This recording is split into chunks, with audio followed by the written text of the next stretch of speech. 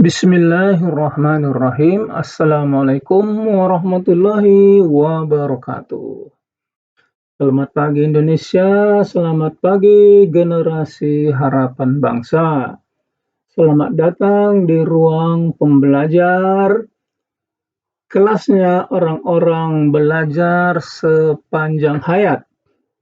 Terima kasih atas kehadirannya dan mudah-mudahan hari ini lebih baik dari hari-hari kemarin. Dalam waktu kurang lebih 10-15 menit ke depan, saya akan memaparkan materi pelajaran pendidikan Pancasila dengan elemen yang pertama ya, elemen Pancasila. Sebelum kita memulainya, seperti biasa, marilah kita berdoa ya agar kita semua dalam lindungan Allah Subhanahu wa taala, Tuhan yang Maha Esa.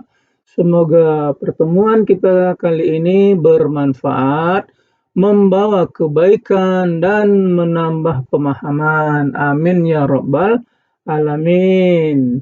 Sebagai pembuka seperti biasa ya, saya akan memberikan sedikit kata-kata bijak atau kata-kata mutiara. Ilmu yang tidak diamalkan bagai pohon yang tidak berbuah. Ilmu yang tidak diamalkan bagai pohon yang tidak berbuah. Itulah kata-kata mutiara pagi ini ya. Oke, baik, untuk tidak memperpanjang waktu, kita langsung saja ke slide yang berikutnya, yaitu slide judul kecil. Nah, sekarang kita akan membahas apa itu Pancasila. Kalau kita mau membahas Pancasila ini secara mendetail atau secara mendalam atau secara menyeluruh, barangkali satu hari ini tidak siap-siap ya, tidak akan selesai karena Pancasila itu bisa dilihat dari berbagai sudut, bisa dilihat dari berbagai sudut pandang ya, bisa dilihat dari berbagai segi. Misalnya kita lihat dari sudut sejarahnya, bisa kita lihat dari unsur-unsurnya, bisa kita lihat dari nilai-nilainya, bisa kita lihat dari asal-usul katanya, bisa kita lihat dari fungsinya, bisa kita lihat dan lain-lain. Nah, dari situ saja kita bisa melihat begitu luasnya pengertian daripada Pancasila ini ya. Kita ambil satu contoh saja lah. Kita ambil satu contoh dari sudut asal kata sila pertama saja ya. Sila pertama saja, ketuhanan yang Maha Esa. Saya pernah berpikir dulu, Esa itu dari bahasa apa? Berpikir, oh mungkin dari bahasa Jawa, oh mungkin dari bahasa Arab, atau mungkin dari bahasa Inggris ya. Lalu saya coba-coba mencari, kalau misalnya dia dari bahasa Jawa umpamanya ya, misalnya kalau dari bahasa Jawa untuk Pancasila itu ya, sila 1, 2, 3, 4, 5, kalau dari bahasa Jawa itu siji ya kan, setunggal ya, loro atau kalih, telu, tiga, papat ya kan, sekawan ya, limo, gangsal, itu dari bahasa Jawa. Jadi saya rasa 1, 2, 3, 4, 5 itu bukan dari bahasa Jawa ya. Oh mungkin dari bahasa Yunani. Jadi saya cari-cari dari bahasa Yunani bahwasanya 1, 2, 3, 4, 5 itu adalah untuk satu itu Eva atau Ena, bukan Esa. Kemudian saya cari-cari lagi dari bahasa Inggris, udah jelas bukan. Untuk satu dalam bahasa Inggris itu one. Oh mungkin dari bahasa Arab. Dari bahasa Arab kita tahu untuk satu itu adalah wahidun. Oh mungkin dari bahasa Latin ya, mungkin dari bahasa Latin atau bahasa Romawi ya kan, karena kita tahu bahasa Romawi itu adalah bahasa baku untuk ilmu pengetahuan ya, misalnya untuk pelajaran IPA ya misalnya ya, apa kita tahu padi umpamanya ya, padi itu bahasa Latinnya apa, Oriza sativa begitu ya, jadi oh mungkin ini dari bahasa Latin. Lalu saya cari-cari apa itu bahasa Latinnya satu, ternyata unus, bukan esa. Nah, kemudian dari bahasa Jawa kuno atau dari bahasa Kawi ya yang berakar pada bahasa Sanskerta. Lalu saya lihat, saya cari-cari, ternyata satu bahasa Kawi itu adalah Eka atau Eko. Jadi bahasa apa sebenarnya Esa ini? Lalu saya searching lah di internet ya atau di Google ya. Apalagi sekarang kita sudah tahu ada AI ya. Lalu saya cari-cari, ternyata Esa itu berasal dari bahasa Pali atau akar katanya juga dari Sangsekerta juga ya. Esa itu merujuk pada arti tunggal atau satu-satunya, berarti Esa itu tidak ada duanya. Nah, hanya untuk membahas kata Esa saja kita sudah memakan waktu sedemikian banyak. Belum lagi dengan kata-kata yang lain. Jadi kalau untuk membahas apa itu Pancasila, kita bisa berjam-jam atau bahkan satu hari itu belum cukup waktunya. Jadi pada kesempatan kali ini saya ingin melihat apa itu Pancasila hanya dari satu hanya dari satu sudut saja ya. Kita lihat dari sudut sejarahnya saja ya. Kalau kita lihat dari sudut sejarah ya, meskipun secara formal Pancasila baru menjadi dasar negara Republik Indonesia pada tanggal 18 Agustus 1945 ya. Namun jauh sebelum tanggal itu ya, bangsa Indonesia telah memiliki unsur-unsur. Bangsa Indonesia telah memiliki nilai-nilai Pancasila dan bahkan melaksanakannya dalam kehidupan sehari-hari. Sejarah bangsa Indonesia memberikan bukti yang dapat kita cari dalam berbagai adat istiadat, umpamanya ya, tulisan, bahasa, kesenian, kepercayaan, agama, dan seni budaya yang ada dalam masyarakat Indonesia. Nah, berdasarkan atas pengalaman sejarah itu ya, kita lihat untuk sila yang pertama, ketuhanan yang Maha Esa ya. Sebelum datangnya agama-agama Hindu, Buddha, Islam, dan Kristen umpamanya ya, bangsa Indonesia telah mempunyai kepercayaan sebelumnya karena keadaan alam yang sedemikian rupa umpamanya ya. Maka bangsa Indonesia dalam usaha mempertahankan dan katakanlah mengembangkan hidupnya sehari-hari harus dapat mengatasi berbagai tantangan alam, begitu ya.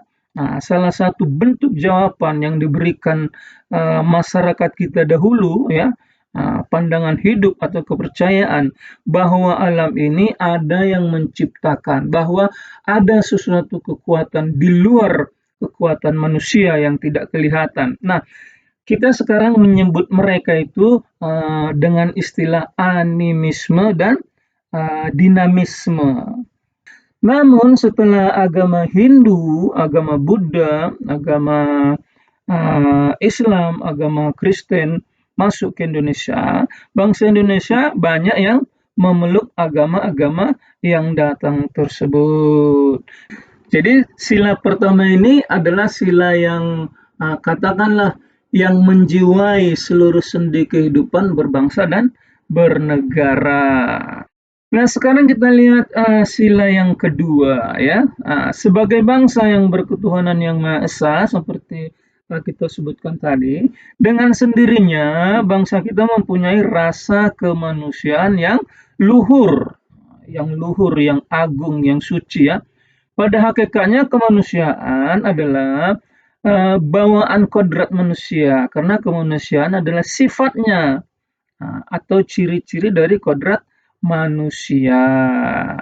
Nah, peri kemanusiaan, ini ya sila kedua ini, peri kemanusiaan adalah nilai khusus yang bersumber pada nilai-nilai kemanusiaan itu sendiri. Nah, maksudnya jika sesuatu perbuatan dinilai sebagai katakanlah tindakan yang berperi kemanusiaan, ini berarti bahwa tindakan tersebut sesuai dengan hakikat manusia, yaitu kemanusiaan, berasal dari kata manusia. Peri kemanusiaan atau sila kedua ini adalah sesuatu yang bersumber pada kemanusiaan, jiwa yang membedakan manusia dengan makhluk lainnya, manusia yang berbeda dari hewan, manusia yang berbeda dari tumbuhan. Itulah yang kita sebut yang adil dan beradab, adab atau budaya. Nah, sejarah menunjukkan bahwa bangsa Indonesia terkenal berwatak ramah tamah. Nah, ini kemanusiaan yang melekat pada orang Indonesia ya. Terkenal ramah tamah, sopan santun ya, lemah lembut dengan sesama manusia atau orang lain. Ini berarti bahwa bangsa Indonesia berperi kemanusiaan, yaitu mempunyai rasa bahwa antara mereka, antara kita, antara bangsa kita dengan bangsa yang lain, itu bersifat manusiawi. Artinya kita tidak bisa hidup sendiri, kita memerlukan manusia yang lain. Di sila kedua ini mengakui persamaan derajat, persamaan hak, dan persamaan kewajiban setiap manusia tanpa membeda-bedakan suku, agama, ras, dan antar golongan. Sekarang kita masuk kepada sila yang ketiga. Nah, untuk sila yang ketiga, kita sebagai bangsa Indonesia dengan ciri-cirinya yang rukun ya, bersatu, kekeluargaan, bertindak bukan semata-mata atas perhitungan untung dan rugi. Oleh karena itu, unsur persatuan sudah terdapat dalam kehidupan masyarakat Indonesia, bahkan sudah dilaksanakan. Apalagi ketika kita katakanlah dijajah waktu penjajahan Belanda dan penjajahan Jepang, kita tahu betul bahwasanya tanpa persatuan, tanpa kesatuan, kita tidak akan bisa mengusir penjajah. Oleh karena itu, untuk sila yang ketiga, ini yang paling utama adalah persatuan dan kesatuan bangsa di tengah keberagaman mulai sejak dulu sampai sekarang, apalagi sekarang kita sudah masuk era globalisasi, kita harus betul-betul memperkuat persatuan Indonesia ya, jangan mau dipecah belah, jangan mau terpengaruh kepada katakanlah pandangan-pandangan dari luar yang bisa memecahkan atau bisa meretakkan nilai-nilai persatuan dan kesatuan bangsa Indonesia. Sekarang kita lihat sila yang keempat ya.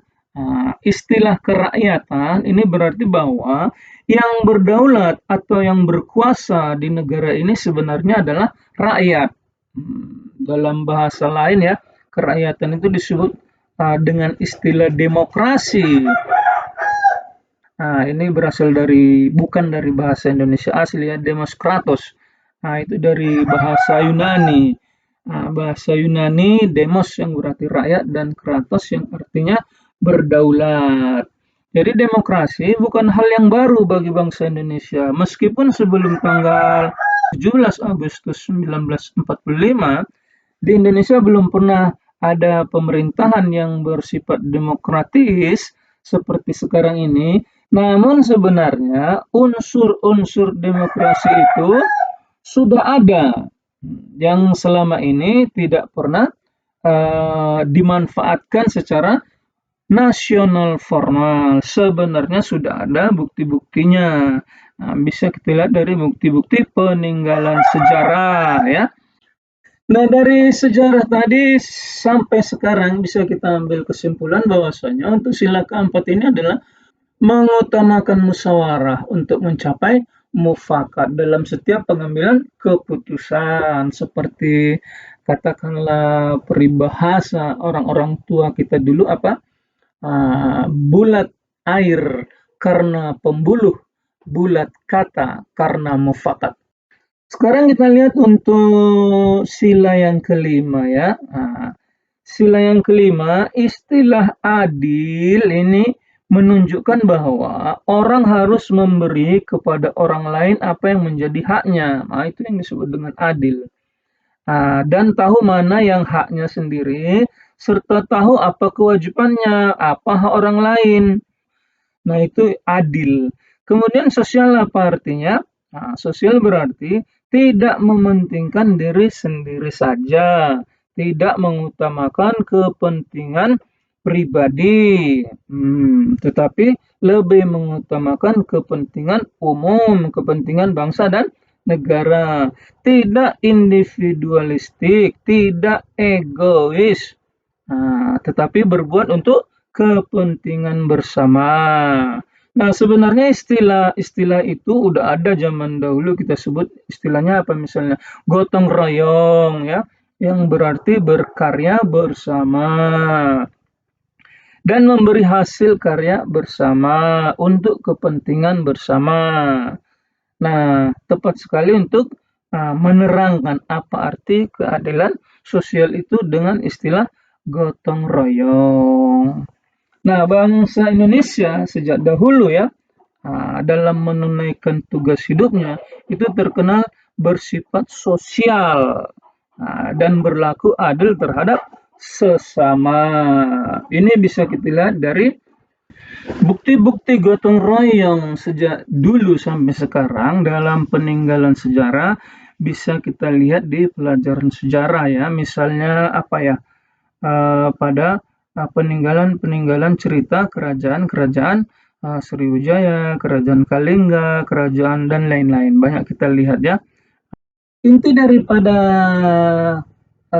sila yang kelima ini adalah untuk mewujudkan kesejahteraan yang merata, yang adil bagi seluruh lapisan masyarakat, bagi seluruh bangsa Indonesia. Jadi keadilan dan kesejahteraan yang merata itu bukan hanya dinikmati oleh orang-orang kaya, bukan hanya dinikmati oleh orang-orang yang berkuasa, bukan hanya dinikmati oleh orang-orang yang mempunyai jabatan, tetapi keadilan sosial bagi seluruh rakyat Indonesia adalah untuk mewujudkan kesejahteraan yang merata dan adil bagi seluruh lapisan masyarakat, seluruh bangsa Indonesia.